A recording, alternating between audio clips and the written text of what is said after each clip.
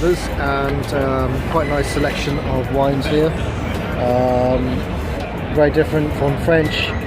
One New Zealand, but it's a Riesling, and a Portuguese white. Yeah, it's quite a nice selection to show off different kind of varieties that they have on their menu. The Aliotti, which is this one here, it's quite faint on the nose. It's quite lean on even on the taste buds.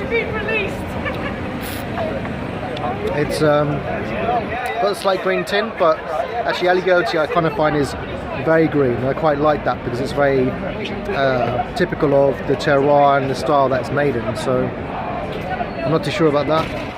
The Riesling, I expected this to be really quite lovely, coming from New Zealand, and it does. It's quite a punchier nose. Lovely kind of peaches, apricots, but kind of on a leaner side, so it's not too on the sweeter side. There's a nice kind of minerality on the nose. There's lots going on, which is great.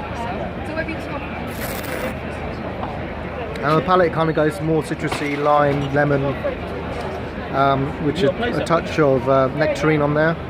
So it's pleasant. It's quite refreshing. Acidity is quite high. Body's quite light. But the length is quite good. It's quite medium plus, medium-ish. But yeah, I'm a fan of this one. And finally, with the Portuguese white that we have here, which is the Douro Sparrow white, quite unusual grapes in this one. So the grape Vinhoso, grape Viadelico.